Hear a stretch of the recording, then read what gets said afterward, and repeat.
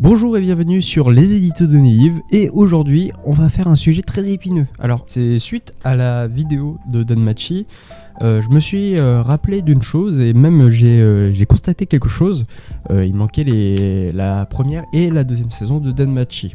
Et de là en découle plusieurs recherches sur plusieurs animés et même plusieurs séries dans lesquelles je me suis dit une seule chose, c'est que Crunchyroll est en train de tuer le marché de l'animation. Alors je vais m'expliquer durant toute cette vidéo, hein. La vidéo sera courte mais elle sera condensée. Je vous laisse faire des recherches, je vous mettrai quelques liens des recherches en description, mais le fait est que pour moi, et c'est problématique, Crunchyroll tue à petit feu la Japanimation, du moins les vieilles séries. Ça repart du coup d'un constat dans les recherches de Danmachi, dans lequel la saison 1 et 2 n'existent pas dans Crunchyroll, il n'y avait que la saison 3 jusqu'à la saison 5. Et de là, en fait, j'ai fait quelques recherches sur savoir comment les obtenir légalement. C'est impossible, en France en tout cas, légalement, de regarder, à part, j'expliquerai pourquoi, mais c'est impossible légalement de regarder la saison 1 et la saison 2. Il y a quelques chaînes YouTube qui mettent à disposition les épisodes de la saison 1 et un peu de la saison 2. Mais légalement, il est possible de le faire en achetant les DVD, les Blu-ray. Mais c'est la seule solution que j'ai trouvée.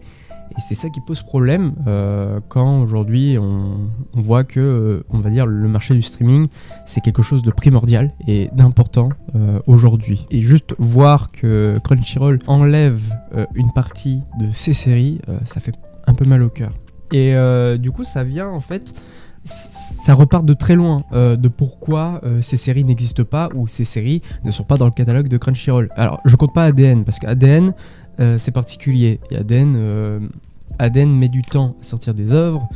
C'est un peu problématique et je pense que ADN peut faire un très gros coup en rachetant des vieilles licences, etc. pour rappeler un peu la nostalgie des vieux weebs comme nous. Mais ouais, c'est là où on va dire Crunchyroll c'est 90% de la Japanimation aujourd'hui. ADN ne fait que 10% et encore 5% c'est de l'animation franco-américaine, d'où le nom. Mais ça repart du rachat de Wakanim et là en fait vraiment depuis le début on sentait que c'était de la merde avec le rachat de Wakanim. On va dire Wakanim est mort aujourd'hui, hein. Il y a même l'application n'est plus disponible, le site nous renvoie directement au site de Crunchyroll. C'est un problème majeur, on va dire, c'est quand Crunchyroll veut avoir le monopole de la Japanimation. Et ça aidé par Sony, parce que Sony évidemment a racheté d'abord Crunchyroll, puis Crunchyroll a racheté Wakanim. C'est un vrai problème là-dessus, c'est un vrai bordel. Avec tous les rachats qu'a fait Crunchyroll, on se doutait qu'il y allait avoir un peu de merde là-dedans, et ça s'est vu du coup avec le catalogue qui, certes, le catalogue est très très gros, hein. Rien à dire là-dessus. Netflix est jaloux là-dessus, pareil pour Amazon, mais eux c'est pas vraiment des sites de streaming pour la Japanimation. ADN peut jalouser évidemment Crunchyroll, mais voilà, évidemment ils n'ont pas le même portefeuille parce que derrière Crunchyroll il y a Sony et derrière ADN il y a ADN, voilà.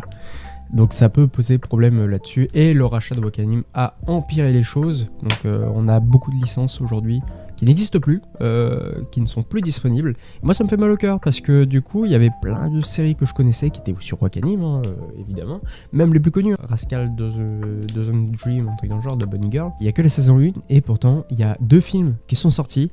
Les 2 films ne sont pas disponibles et pourtant c'est vraiment majeur dans la série. Ça prend un tournant dans la série et c'est dommage qu'ils ont enlevé carrément une partie de l'histoire alors que c'est vraiment primordial pour la série. J'ai jamais autant chialé dans le premier film, et le deuxième film, bon c'est un petit coup en plus dans le cercueil quoi. Mais c'est dommage qu'on ait enlevé cette partie de Wakanim, même toutes les licences qui étaient disponibles sur Wakanim. C'est un peu dommage là-dessus. Même pour Date Live, je suis en train de penser à ça. Date Live n'est pas disponible sur Crunchyroll. Il n'y a que les dernières saisons sorties à ce jour. Sinon, tout est resté sur Wakanim. C'est dommage parce que du coup, si une personne veut découvrir la série, mais il n'a pas vu les autres saisons, il ne peut pas accéder à ça. C'est dommage. Danmachi, Date Alive, c'est quelque chose qui existe depuis longtemps et qui n'a pas perduré du coup à cause de Crunchyroll. Et pour revenir sur les vieilles licences, parce que évidemment Crunchyroll ne tue pas que les séries sorties à ce jour, il tue aussi les vieilles séries, les très vieilles séries qui ne sont indisponibles nulle part, même en Blu-ray DVD, c'est impossible de les trouver. Et je pense notamment, et j'étais en train de penser à ça, à Zero no Tsukaima.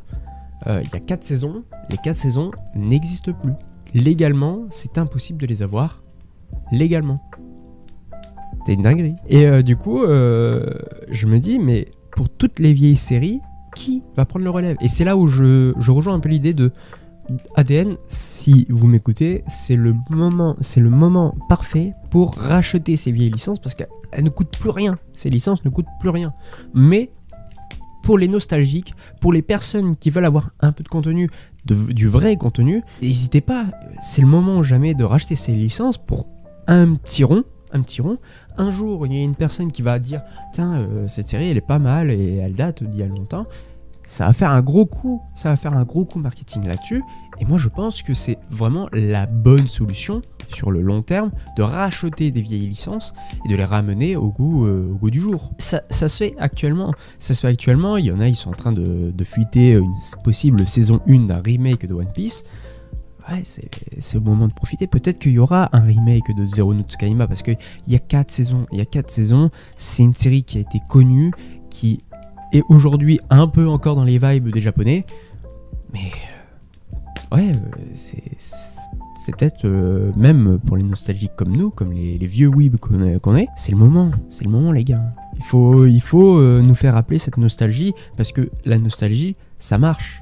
Ça marche parce que regardez One Piece, c'est une vieille série et pourtant ça attire encore les jeunes et ça continue d'intéresser les vieux parce que la nostalgie qui parle, tout le monde a envie de voir la fin de One Piece et voilà, du coup ça accroche tout le monde. Donc ouais, Crunchyroll, c'est un carton rouge que je vous mets. C'est même pas une menace mais juste une mise en garde de racheter les licences parce que les gens vont se désintéresser des séries, des nouveautés, suites de séries.